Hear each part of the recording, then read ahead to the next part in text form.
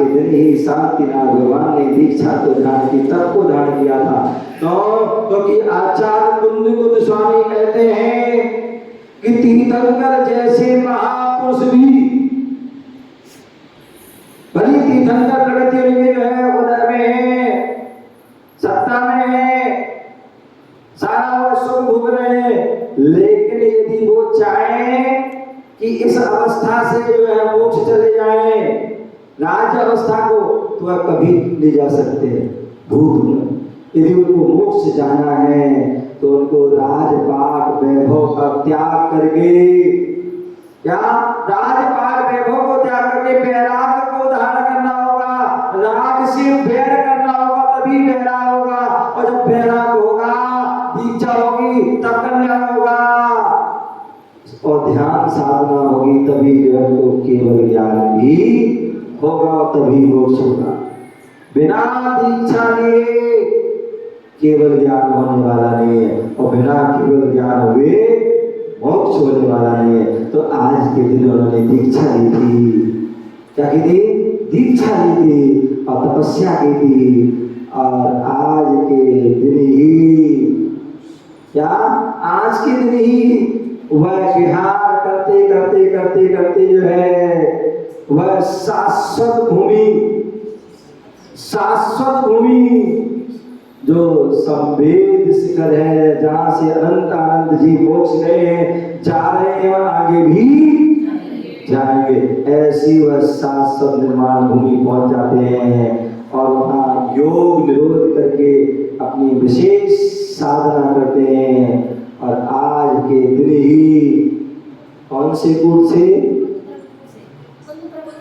कौन से कुंद से, जब हम जो जल मंदिर से आते हैं तो धर्मनाथ भगवान, सुमतिनाथ भगवान और उसके बाद शांतिनाथ भगवान की कुंद प्रभुकूट से जो है आज के दिन उन्होंने अष्ट कर्मों को नष्ट करके अष्टम भूमि के लिए गमन किया था।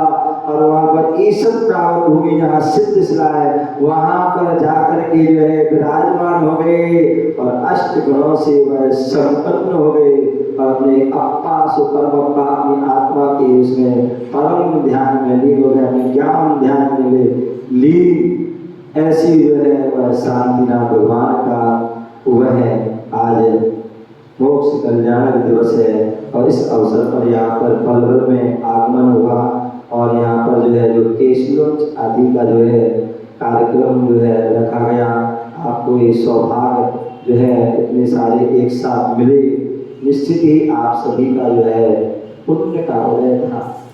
क्या पुण्य का लोग, जितने लोग यहाँ बैठे निश्चित ही पुण्यशाली जीव हैं। अर्धा होलन पलवल में बहुत सारे लोग हैं, बहुत सारे, कितने परिवार हैं?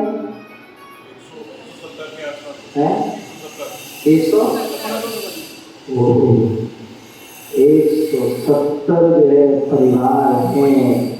लेकिन उन 170 में आज के दिन इतने पुण्यशाली जीव जो यहाँ पर बैठे हैं, ये निश्चित ही जो है साथी से पुण्यशाली जीव हैं। बाकी तो सब ठीक ही ठाक है, ठीक है ना। तो निश्चित ही आप सभी ने अपने जीवन में पुण्य जुड़ाया। कहते हैं जब भी दीक्षा हो,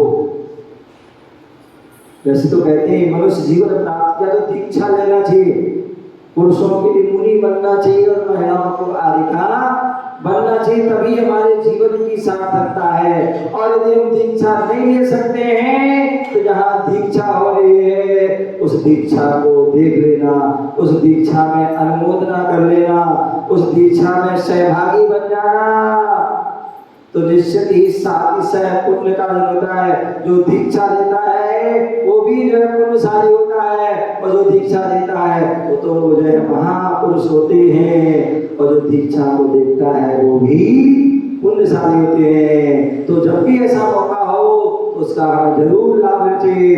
और यदि हम दीक्षा नहीं हो पा रही या बिना दीक्षा देख पा रहे हैं, तो यदि आपके नगर में आपके आसपास आपको पता चल जाए कोई साधु आए हैं और उनका कोई केशलोच का कार्यक्रम है, तो उस केशलोच के कार्यक्रम को जरूर देख लेना। क्योंकि ये साधुओं के जो है 28 मूल होते हैं, क्या होते हैं? 28 मूल होते हैं, और 28 मूलों में 5 महावीर, 5 समिति, 5 इंद्रियों, 7 विशेष गुण, 6 आवश्यक आदि, ये पूरे जो है गुण हैं। और उनमें 7 विशेष गुणों में एक केशलोच एक गुण है। और इस गुण से जो है क्या होते हैं, जो साधु की पहचान होती है, परीक्षा होती है वैराग्य की, आपका कितना वैराग मजबूत है।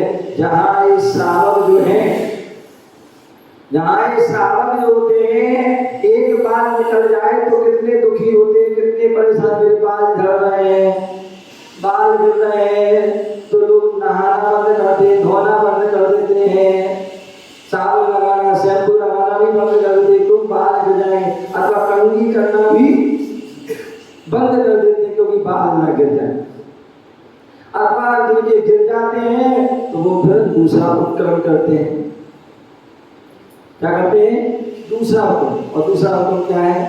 बिग लगा देते हैं, नकली बाल लगा देते हैं। क्यों? भैया बाल नहीं होंगे तो बालों से हमारी शोभा होती है।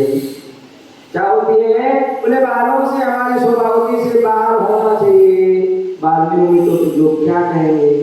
लेकिन ध्यान रखना, हमारे साधु जन होते हैं, साधु जन होते हैं।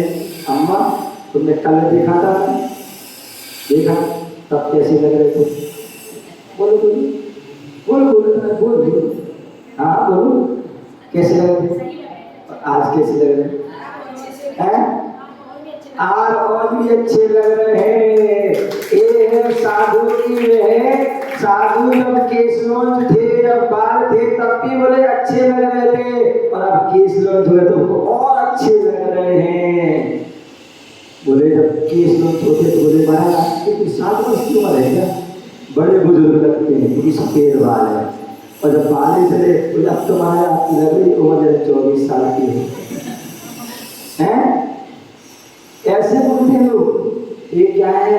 इस साधु जो है, इस उनकी तपस्या का प्रभाव है, ये उनकी संयम का प्रभाव है। आप लोग जो है स्नान करते हो, प्रतिदिन स्नान करते हो, और खूब जो है भौतिक जो है प्रसादन, सौंदर्य प्रसादन है, नहाते समय अनेक प्रकार के साबुन और जो है क्रीम, वो क्या बोलते हैं, शैम्पू आदि पर क्या क्या लगाते हो, उपटर आदि बहुत से लगाते हो। और नहाने के बाद ही बहुत सारे जो है पोता पोती क्या लीपा पोती करते हो, क्रीम पाउडर आदि। लेकिन फिर भी आपके चेहरे कैसे होते हैं? मुरझाए हुए, उदास से। फिर भी